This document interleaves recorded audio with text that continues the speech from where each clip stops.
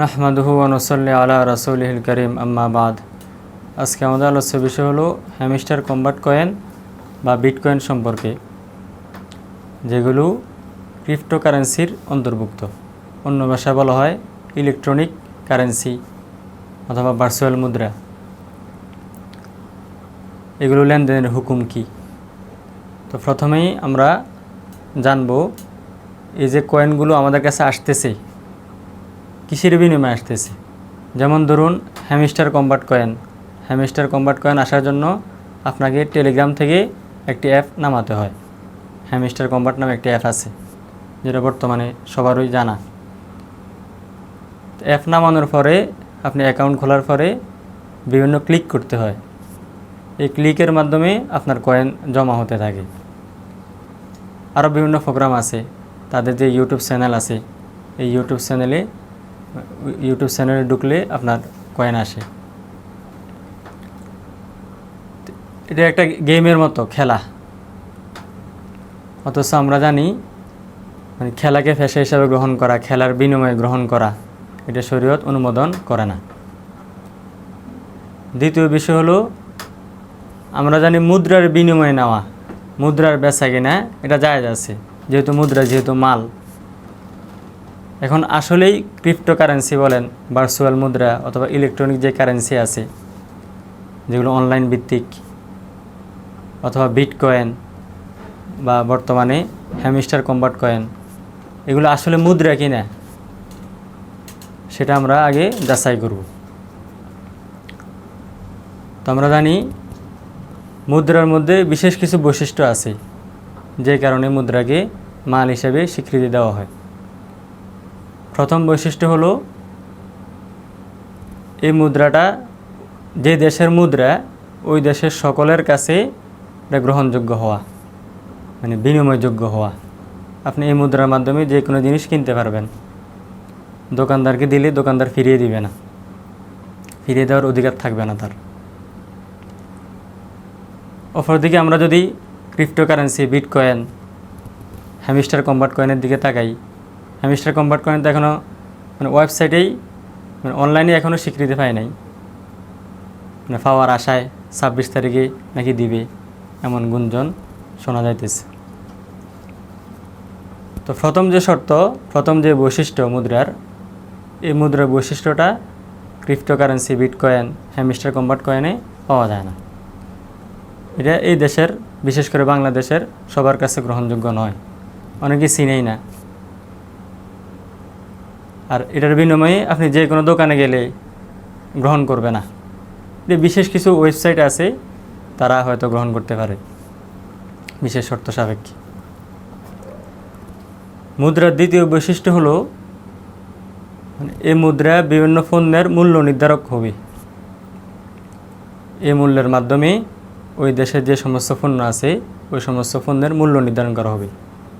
যেমন আমাদের দেশে গড়ির দাম জিজ্ঞেস করলে বলে 500 টাকা, তার মানে টাকা হলো এই দেশের মুদ্রা। কোনো দোকান এটা বলবে না যে গড়ির দাম হলো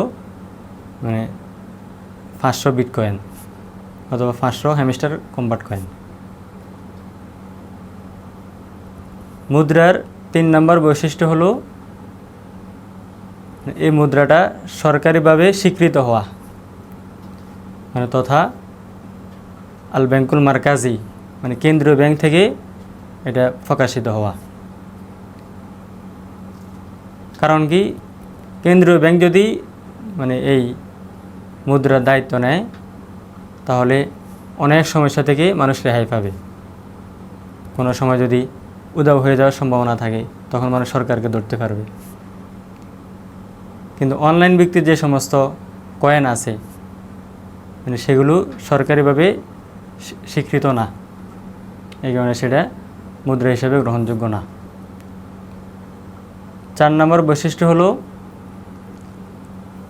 মুদ্রার যে মান আছে, প্রচলিত যে মুদ্রা আছে আমাদের, টাকা বলেন, রিয়াল বলেন, রুপি বলেন, এই সমস্ত মুদ্রার মানের ভারসাম্যতা ঠিক থাকে। এমন না যে আজকে 100 টাকা দিয়ে আমি 10 কেজি চাউল পাইতেছি, বাস 1 মাস পরে এই 100 টাকা দিয়ে 5 কেজি চাউল পাইতেছি না। এত কম বেশি হয় না মুদ্রার দাম। এত উঠানামা করে না, মানে একটা ভারসাম্যতা বজায় থাকে। অথচ বিটকয়েন বলেন, বিটকয়েন তো অনেক প্রসিদ্ধ হয়ে গেছে, এই বিটকয়েনের ভারসাম্যতা বজায় থাকে না মানের। অনেক সময় 100 বিটকয়েন অনেক দাম হয়ে যায়, আবার অনেক সময় অনেক কমে যায়। এভাবে লসের ঝুঁকিটা অনেক বেশি, ধোঁকা খাওয়ার ঝুঁকি অনেক বেশি থাকে। আর শরীয়ত যে সমস্ত লেনদেনের মধ্যে ধোঁকার সম্ভাবনা বেশি থাকে ওই সমস্ত লেনদেনকে নিষিদ্ধ করেছে, স্পষ্ট হাদিস শরীফে আছে। মুদ্রার 5 নম্বর বৈশিষ্ট্য হলো প্রচলিত যে সমস্ত মুদ্রা আছে এগুলো ব্যান্ড হওয়া অথবা উধাও হয়ে যাওয়ার সম্ভাবনা বিরল, একেবারেই কম। আর ব্যান্ড হয়ে গেলে জনগণ ধরতে পারবে, সরকারকে সুযোগ আছে। কিন্তু ইলেকট্রনিক যে সমস্ত মুদ্রা আছে, ভার্চুয়াল মুদ্রা বলেন, ক্রিপ্টোকারেন্সি বলেন, বিটকয়েন, হ্যামস্টার কম্বাট কয়েন, এগুলো যদি কোনো সময় উধাও হয়ে যায় তাহলে যারা এগুলোর মালিক, এই সমস্ত কয়েনের মালিক, তারা মানে ফকির হওয়া ছাড়া আর কোনো গতি নেই। মানে এতদিনের চেষ্টা শ্রম সব কিছুই ব্যর্থ, কারণ এগুলো সে মানে কারো কাছ থেকে কী করতে পারবে না, পুনরায় উদ্ধার করতে পারবে না। অথবা সে পাসওয়ার্ড বলে গেছে, পাসওয়ার্ড বলে গেলে বাস এই কয়েনগুলো উধাও হয়ে গেছে, সে আর এগুলো ফেরত আনতে পারবে না, সুযোগ নেই। তো মোট কথা মানে মুদ্রা হওয়ার জন্য যে সমস্ত বৈশিষ্ট্য দরকার, এই সমস্ত বৈশিষ্ট্য cryptocurrency, hamster combat coin, bitcoin এগুলোর মধ্যে নাই। এই কারণে এগুলো মাল না, আর যেহেতু মাল না এগুলোর বিনিময়ও নিষেধ।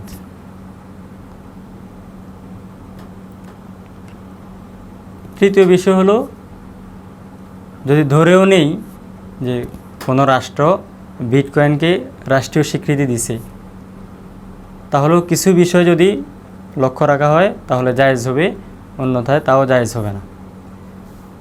বিশেষ করে বর্তমানে ফরেক্স ট্রেডিংয়ে ফিজিক্যাল যে সমস্ত মুদ্রা লেনদেন হয়, মানে বাস্তবিক মুদ্রা, ডলার, টাকা, রুপি, এগুলো লেনদেন হয়।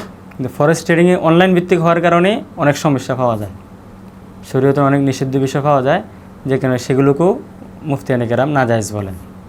অথচ সেগুলো কিন্তু আসলেই মুদ্রা, কিন্তু ভিন্ন নিষিদ্ধ বিষয় পাওয়া যাওয়ার কারণে সেগুলোকে ওনারা নাজায়েজ বলেন। যেমন একটা নিষিদ্ধ বিষয় হলো ভাই কবলাল কবজ, যে কোনো এক পক্ষ দখলে নেওয়া, যখন আপনি মুদ্রা লেনদেন করবেন যে কোনো এক পক্ষ দখলে নেওয়া এটা শর্ত। তো এই সমস্ত বাজারে সাধারণত যেহেতু লাভ মাকসাদ হয়, লাভ উদ্দেশ্য হয়, এই কারণে দখলে না নিয়েই টাকা বাজারেই থাকে, বাস তৃতীয় ব্যক্তির কাছে মানে যখন দাম বাড়ে তখন বিক্রি করে ফেলে। শরীয়তে সম্পূর্ণ এটা নিষেধ। হাদিস শরীফে আছে লা তাবিয়াহু হাত্তা তাকবিজাহু, মানে যতক্ষণ পণ্য তোমার কবজায় না আনবে ততক্ষণ পর্যন্ত তুমি এটা বিক্রি করো না। এরকম বিভিন্ন হাদিস আছে। এই সমস্ত বিষয় মানে ফরেক্স ট্রেডিংয়ের মধ্যে যে সমস্ত সমস্যাগুলো আছে, ওই সমস্ত সমস্যাগুলো যদি না পাওয়া যায় এবং সরকার যদি স্বীকৃতি দেয় যে বিটকয়েন সরকারিভাবে স্বীকৃত কোনো দেশে দিছে, তাহলে সেটা শর্ত সাপেক্ষে জায়েজ হবে। বাকি এখনও পর্যন্ত কোনো দেশে স্বীকৃতি দেয় নাই। তো যতক্ষণ পর্যন্ত এই সমস্ত বিটকয়েন ইলেকট্রনিক মুদ্রা সরকারিভাবে স্বীকৃতি দেওয়া না হবে, ততক্ষণ পর্যন্ত আমরা এই সমস্ত বিটকয়েনের পিছনে পড়ব না, এই সমস্ত বিটকয়েন লেনদেন করব না। তাছাড়া এগুলো সঠিক তথ্য অনুযায়ী এগুলো সরকারিভাবে নিষিদ্ধ। তো এই সমস্ত ক্ষেত্রে সরকারি নিষেধাজ্ঞা মানা এটা তো অবশ্যই আমাদের জন্য জরুরি এবং কল্যাণকর। আর ইসলামের নির্দেশনাও হলো এই সমস্ত লেনদেন থেকে, যেখানে ধোঁকার সম্ভাবনা অনেক বেশি, এই সমস্ত লেনদেন থেকে বেঁচে থাকা।